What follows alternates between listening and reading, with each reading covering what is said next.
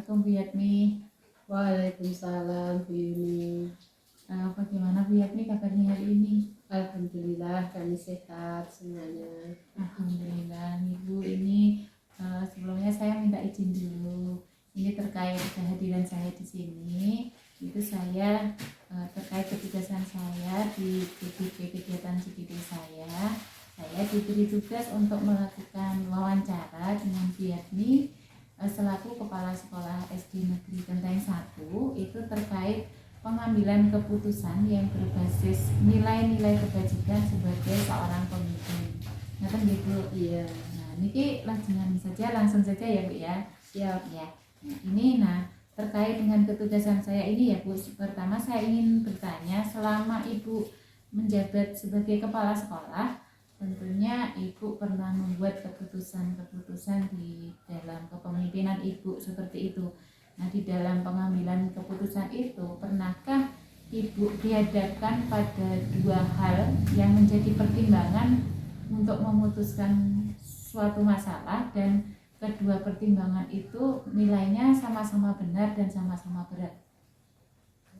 Terima kasih Bu Yuni. Kalau SD Genteng 1 ya, yang saya alami itu memang mustahil lah tidak ada masalah. Tapi masalah itu kan bisa ringan, bisa berat. Jadi saya itu masalah-masalah itu tidak menganggapnya semua berat. Tapi yang terjadi pada akhir-akhir ini itu kami kan sudah berkolaborasi dengan komite. Tentu saja dari kolaborasi komite itu juga didahului dengan rembuk matang dari Dewan Guru. Gitu. Nah, sudah disepakati oleh komite ini khususnya di bidang ekstrakurikuler. Pada kesepakatan oleh komite itu program ekstrakurikuler yang kami tawarkan itu adalah disepakati dalam kurun waktu 1 tahun. Nah, dalam pelaksanaannya itu pasti guru mengamati, mengevaluasi, menganalisa. Nah, saya rasakan memang benar analisanya. Hasilnya itu dari mata ekstrakurikuler itu sasaran peserta didiknya itu dirasa kurang efektif. Itu khususnya di bidang catur. Karena volume di bidang catur itu hanya kapasitas 6 orang. Dari 6 orang itu kadang ya mengalami fluktuatif, sehingga dianalisa oleh teman kami itu kurang efektif, sehingga akan dirubah atau diganti dengan mata ekstrakurikuler yang lain. Misalnya sepak bola, yang di situ pesertanya itu lebih banyak, seperti itu.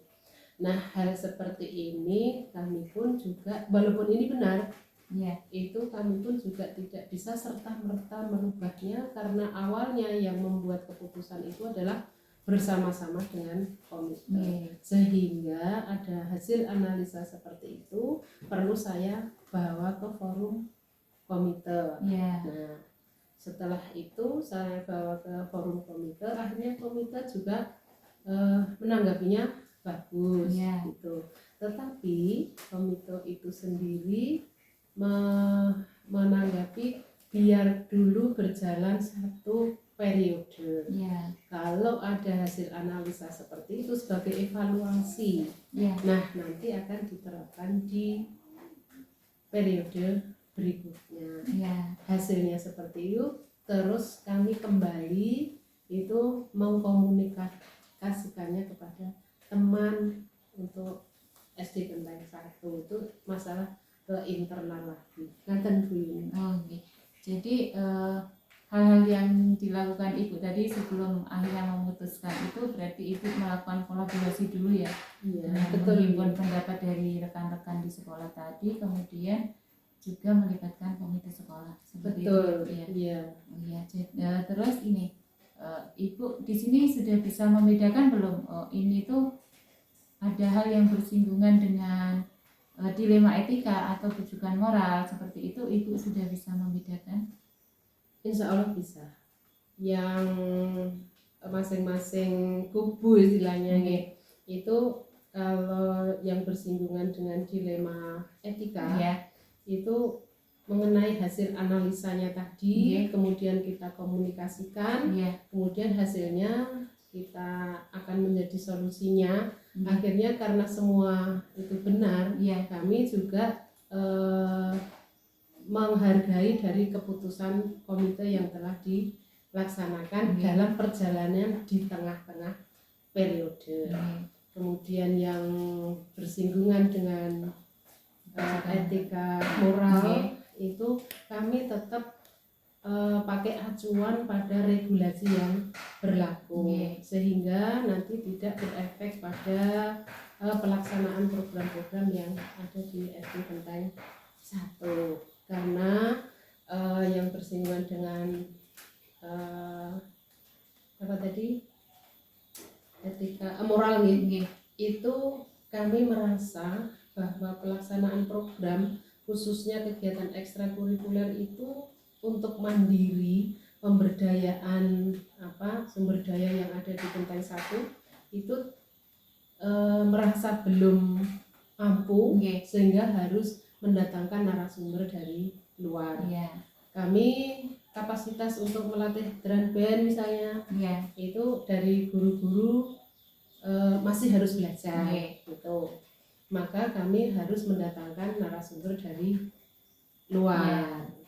Karawitan juga seperti itu, pembimbing catur juga seperti itu. Dan nanti perubahannya pun juga akan mengekor pada keputusan yang akan datang seperti itu. Yang jelas panduannya adalah pada peraturan ini.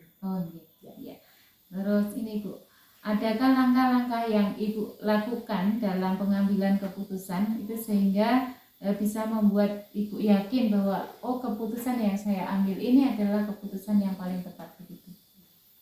Terima kasih. Ya itu tadi, sebelum mengambil keputusan itu kan ada data masuk, ada hasil analisa, kemudian hasil analisa dari intern sekolah saya sampaikan kepada stakeholder atau pemangku kepentingan yang lain, karena kami juga harus bekerja sama untuk pelaksanaan program itu bisa berjalan lancar. Maka keputusan yang harus kita ambil juga berdasarkan hasil komunikasi analisa, kemudian bersama-sama dengan stakeholder yang ada, baru kami putuskan secara bersama-sama. Gitu. Jadi ada analisa dengan melibatkan berbagai stakeholder yang ada di sekolah ya Bu, saling berkolaborasi seperti itu. Betul sekali. Terus selama Ibu menjabat sebagai kepala sekolah tadi dalam membuat keputusan tentunya ada tantangan ya Ibu ya. Ibu bisa memberikan contoh tantangannya itu seperti apa itu? Banyak sekali sebenarnya Bu Yuni tantangan-tantangan yang ada, tetapi tantangan itu tidak kami rasakan sebagai beban. Kunci kami dalam mengatasi tantangan-tantangan itu adalah komunikasi. Komunikasi dari berbagai pihak yang ada, sehingga dengan komunikasi akan menghasilkan kebijakan, keputusan, kemudian kita laksanakan bersama-sama, yang nanti kami yakin bahwa dari hasil keputusan yang disepakati bersama-sama itu efeknya itu kecil dari risiko-risiko yang membahayakan bagi kami keluarga besar SD Genteng 1. Misalnya kami mendatangkan dari narasumber, kalau sudah kita sepakati bersama-sama, itu kan efek apapun, risiko apapun, pasti ini akan kita buat komitmen bahwa itu adalah tidak akan berisiko pada semua pihak. Demikian Bu Yuni. Jadi setiap pengambilan keputusan itu pasti ada tantangannya ya Bu. Terus solusinya tadi kembali ke adanya komunikasi dengan semua stakeholder yang ada seperti itu nih. Jadi ada kolaborasi antara sekolah, guru dan komite sekolah seperti itu ya. betul sekali Bu. Dan di samping itu juga perlu kita komunikasikan dengan atasan kami secara instansi terkait secara vertikal gitu. Jadi tetap ada komunikasi dan kolaborasi yang melibatkan atasan juga. Iya, gitu. betul sekali. Ini ya Bu Yatni ya kan, dalam pengambilan keputusan itu kan ada 3 prinsip yang biasa digunakan gitu. Prinsip yang pertama itu berpikir berdasarkan hasil akhir atau end-based thinking. Kemudian ada berpikir yang berbasis dengan peraturan atau rule-based thinking. Kemudian yang terakhir itu ada berpikir yang berbasis rasa peduli atau care-based thinking. Nah, di dalam pengambilan keputusan yang biasanya dilakukan oleh Ibu selaku kepala sekolah, prinsip mana yang paling sering digunakan dan Ibu anggap paling efektif? Terima kasih. Gini Bu Yuni, sebenarnya prinsip-prinsip yang jenengan sampaikan ada 3 tadi. Semuanya itu memang dipakai ya. Itu ada prinsip hasil akhir, itu jelas ada dalam pengambilan keputusan. Kemudian prinsip rasa peduli itu juga harus mengontribusi dalam pengambilan keputusan. Nah, dari prinsip-prinsip yang dominan itu saya selalu mengambil pada prinsip berbasis peraturan itu.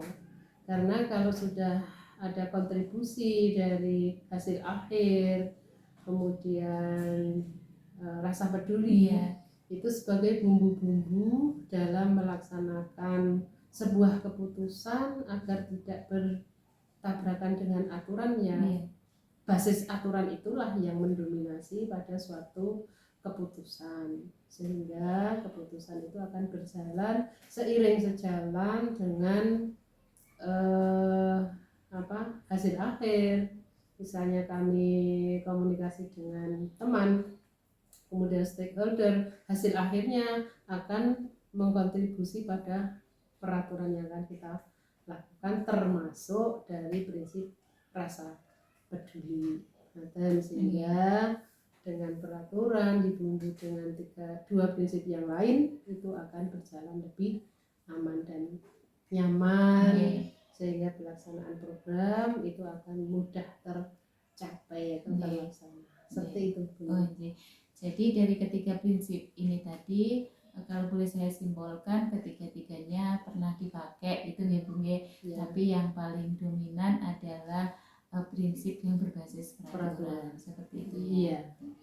Nah, Ibu sekiranya selama menjadi kepala sekolah tentunya pernah dihadapkan pada suatu keadaan di mana pada saat mau mengambil keputusan Ibu berada pada posisi yang di posisi bujukan moral gitu. Jadi Ibu dihadapkan sebagai pimpinan itu dihadapkan pada sesuatu hal yang berbenturan dengan aturan yang ada seperti itu. Tapi dari keputusan yang akan Ibu buat itu sebenarnya sangat mempengaruhi kondisi sekolah meskipun itu berbenturan dengan peraturan yang sudah ada. Nah, untuk menyikapi hal ini apa yang Ibu lakukan? Baik, tentu saja setiap masalah, setiap apapun itu pasti banyak yang berbenturan dengan peraturan. Jadi saya katakan bahwa prinsip kami adalah berbasis dominannya pada peraturan. Nah, pasti saja keputusan dalam suatu hal untuk dilaksanakan di lembaga kami itu ya banyak atau bahkan sering terjadi berbenturan dengan aturan. Nah, yang bersifat moral itu misalnya kami punya program sekolah yang harus dilaksanakan, tetapi berbenturan dengan peraturan. Nah, ini juga kunci utama kami adalah komunikasi, konsolidasi, kemudian koordinasi Nggih. dengan stakeholder yang ada di lembaga kami. Iya. Mereka harus ada keterlibatan juga, termasuk pemangku kepentingan yang lain, misalnya di lingkungan masyarakat, Iya. lurah desa, Iya. perangkat kelurahan di situ, itu juga bisa kita libatkan untuk sebuah masalah yang berbenturan dengan moral, sehingga kami juga harus ada komunikasi bahwa kami di sekolah tidak bisa mengcover, harus mendatangkan narasumber yang lain. Nah, ini pun juga harus dikomunikasikan dengan misalnya komite sekolah yang sebagai mitra kerja kami. Jadi intinya selalu ada komunikasi gitu ya. Komunikasi, koordinasi, konsolidasi itu selalu ada. Yang dilibatkan selalu itu dalam pembuatan keputusan gitu ya. Iya. Ini Bu, ini tadi kan kita sudah berbincang-bincang banyak ya mengenai cara pengambilan keputusan, terutama selama Ibu menjabat sebagai kepala sekolah seperti itu. Nah, dari apa yang sudah kita bicarakan tadi, dari hasil wawancara saya dengan jawaban-jawaban Ibu, tentunya saya menemukan banyak ilmu terkait dengan langkah-langkah yang mungkin jika nanti saya memiliki kesempatan untuk menjadi pemimpin seperti Ibu, saya sudah belajar mengenai langkah-langkah dalam pengambilan keputusan yang tentunya itu akan bijak untuk semua orang yang ada di sekolah seperti itu dan tidak menabrak aturan, tentunya seperti itu Ibu. Betul sekali. Semoga ilmu yang saya peroleh dari Ibu selama perbincangan ini bermanfaat untuk kedepannya saya nanti. Terima kasih untuk berbagi ilmunya Ibu. Sama-sama. Semoga sehat selalu. Amin. Semoga penjenengan juga semangat. Jangan pernah putus asa. Saya mendoakan semoga kesuksesan, kelancaran ada di pihak Bu Yuni. Amin. Ya. Terima kasih Ibu. Sama-sama. Selamat siang. Assalamualaikum. Waalaikumsalam warahmatullahi wabarakatuh. Air beta pusaka. Selamat sore Bu Adven. Iya, selamat sore Ibu. Ini sebelumnya perkenalkan saya Yuni Indrawati dari SD Kenteng 1. Ini saya soal Bu Adven di sini itu terkait dengan ketugasan saya di pendidikan guru penggerak angkatan 9. Saya diberi tugas untuk melakukan wawancara kepada kepala sekolah terkait dengan pengambilan keputusan itu yang berdasarkan nilai-nilai kebajikan sebagai seorang pemimpin. Sebelum saya lanjutkan, terlebih dahulu saya ingin tanya dulu bagaimana kabar Ibu hari ini. Kabar saya baik, sehat-sehat Ibu. Semoga Ibu juga sehat juga. Selamat juga karena sudah bisa mengikuti pendidikan guru penggerak ini angkatan ke-9 dan juga sudah masuk di modul 3.1 ya Bu, sepertinya. Ya, kami ucapkan selamat Ibu. Terima kasih Ibu. Ya. Ini lanjut saja gitu. Ya, silakan. Saya yang pertama ingin menanyakan, selama Ibu menjabat sebagai kepala sekolah, tentunya Ibu pernah melakukan sebuah keputusan yang dimana keputusan itu berhadapan dengan dua hal yang saling bertentangan, tapi kedua hal itu sama-sama bernilai benar Ibu. Ketika Ibu dihadapkan dengan kondisi seperti itu, apa yang dilakukan oleh Ibu?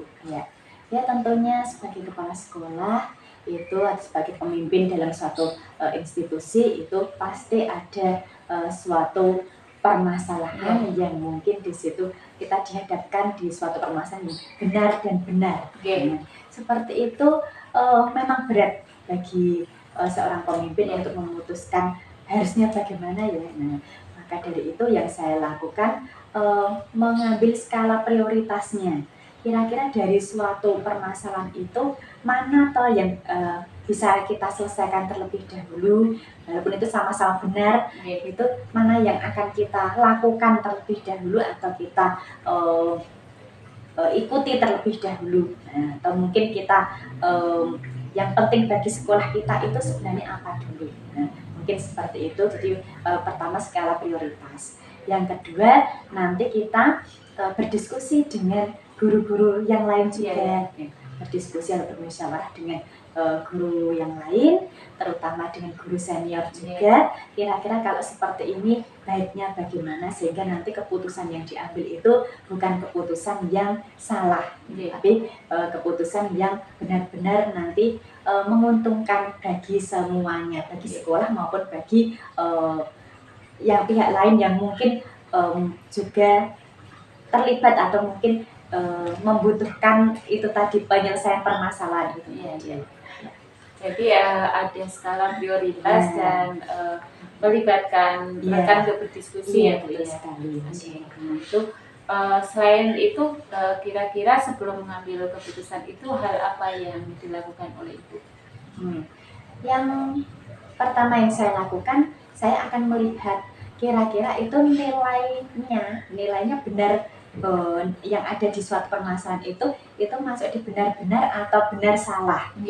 Saya akan mengklasifikasikan dulu itu, jadi akan melihat dulu itu masuk kemana ya. Nah setelah itu baru menentukan prioritas itu tadi.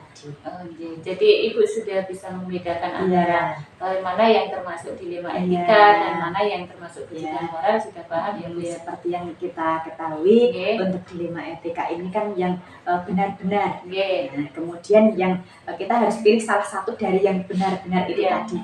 Kemudian yang satunya itu yang tadi bujukan, itu kita yang satu benar, yang satu salah, tetapi kita harus tetap memilih salah satu dari itu. Seperti itu. Jadi Ibu sudah bisa membedakan antara dilema etika dan kejujuran moral ya Ibu ya. Kemudian yang ingin saya tanyakan lagi, apakah ada langkah-langkah yang Ibu lakukan di dalam pengambilan keputusan itu sehingga Ibu meyakini bahwa keputusan yang diambil itu adalah keputusan yang paling tepat? Langkah-langkah yang saya lakukan itu yang pertama saya akan mempelajari dulu kira-kira ini, saya lihat dulu kira-kira ini membutuhkan bagaimana ya, atau prioritas apa yang bisa kita simpulkan atau yang bisa kita ambil dari itu tadi, dari suatu permasalahan itu tadi. Kemudian setelah itu kami akan lihat kira-kira yang terlibat di situ siapa saja. Nah, jadi ada tokoh-tokohnya itu siapa saja. Kemudian setelah itu baru mengambil data. Nah, jadi dari mengumpulkan data itu benar apa salah ya. Nah, itu kita harus tahu. Jadi kita harus mengambil keputusan itu jangan kok berdasarkan katanya. Nah, jadi harus ada data atau fakta yang mendukung kita harus bagaimana, atau keputusan apa yang harus kita ambil itu harus ada data yang empirik yang bisa kita gunakan untuk itu. Luar biasa sekali ya Ibu ya langkah yang dilakukan dalam pengambilan keputusan ini ya. Ini saya dapat ilmu yang luar biasa di sini dengan melakukan wawancara bersama Ibu. Nah, tentunya Ibu di dalam pengambilan sebuah keputusan, Ibu pasti pernah menghadapi sebuah tantangan sebelum mengambil keputusan itu. Adakah kira-kira tantangan yang dihadapi Ibu, contohnya seperti apa? Pasti ada tantangannya. Mungkin di belakang kita dirasani gitu ya, istilah Jawanya itu kita dirasani. Di depan kita mungkin oh ya Bu gini nih, tapi di belakang kita mungkin ada dari keputusan yang kita ambil itu mungkin grundelan, istilahnya seperti itu. Nah, itu yang tantangan yang dihadapi. Kemudian tantangan berikutnya mungkin seandainya yang kita keputusan yang kita ambil itu kok ternyata salah, itu mungkin ada pihak yang dirugikan. Dan saya sangat mungkin bisa dikatakan takut kalau salah dalam mengambil keputusan. Maka kita melibatkan guru-guru lain atau guru-guru senior untuk memberikan pendapatnya, sehingga nanti keputusan yang diambil itu jangan sampai salah langkah. Dan seperti itu. Jadi langkah-langkahnya tadi dibicarakan dulu dengan temannya itu ya Bu. Kalau sekiranya nanti ada salah Iya. langkah itu bisa diperbaiki Nah, bersama-sama. iya, jadi seperti itu. Iya.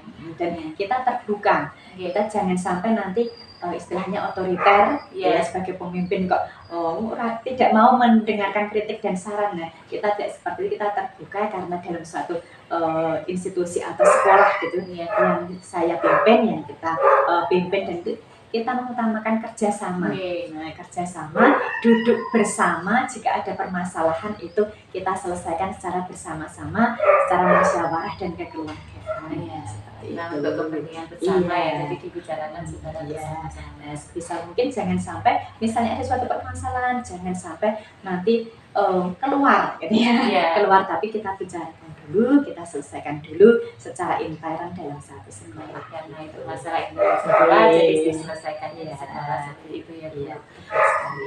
Nah, di dalam pengambilan keputusan itu kan ada 3 prinsip yang biasa digunakan. Prinsip yang pertama itu berpikir berdasarkan hasil akhir atau biasa disebut sebagai end-based thinking. Kemudian ada berpikir yang berbasis peraturan atau rule-based thinking. Kemudian yang ketiga itu ada berpikir yang berbasis rasa peduli atau care-based thinking. Nah, dari 3 prinsip itu, prinsip mana yang paling sering digunakan oleh Ibu? Kalau saya mungkin lebih ke yang ketiga, yang peduli. Yang peduli. Iya, yang care atau peduli. Oke. Karena bagaimanapun kita adalah makhluk sosial dan kita tidak bisa mungkin keputusan kita itu idealis gitu.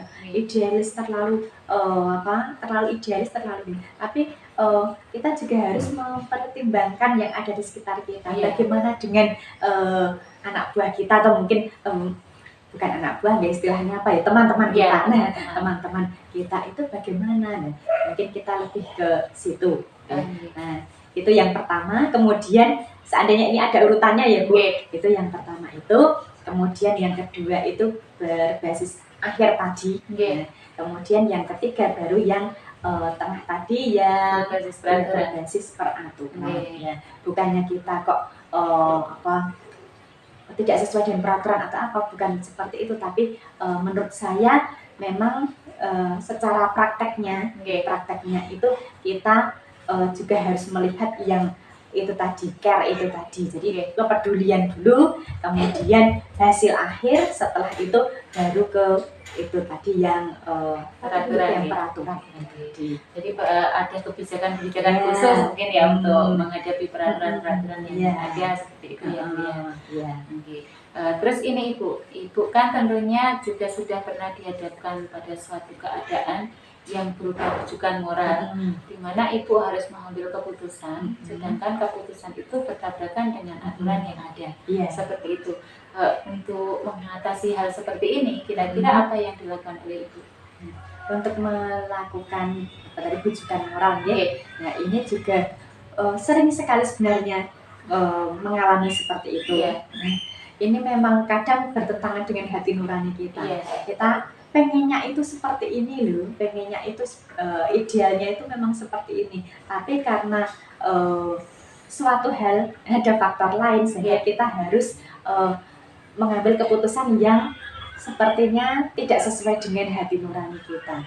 Nah, yang dilakukan, dari tadi pertanyaannya yang dilakukan ya, yang dilakukan pada intinya tetap kita bermusyawarah, kita mencari jalan tengah, jalan keluar, bagaimana menyelesaikan suatu permasalahan itu yang benar salah itu tadi, dan kita harus istilahnya kita mencari solusi yang tepat, yang tepat, mengambil keputusan yang tepat. Mungkin walaupun itu mungkin salah, tetapi kita harus sedikit agak mengendorkan idealisme kita tadi agar ya semuanya bisa berjalan dengan baik. Seperti itu. Ya, berarti dari depan tadi itu kalau saya lihat lebih sering mengutamakan antara kolaborasi, berdiskusi seperti itu ya Bu, dengan rekan-rekan, terus agar bisa mengambil keputusan yang tepat seperti itu. Betul sekali Ibu. Ya, Ibu, bincang-bincang kita sore ini luar biasa sekali tentunya untuk saya terutama yang baru dalam hal seperti ini. Saya berharap dengan perbincangan kita itu nanti jika suatu saat saya diberi amanah sama seperti Ibu bisa menjadi seorang pemimpin, saya bisa mengambil pembelajaran dari apa yang sudah Ibu sampaikan. Begitu Ibu. Tentunya ini sangat bermanfaat sekali untuk saya. Terima kasih untuk waktunya sudah meluangkan waktu berbincang-bincang dengan saya Ibu. Semoga sehat selalu. Begitu juga dengan Ibu. Semoga sukses ke depannya. Oke, begitu saja Ibu. Terima kasih. Selamat sore.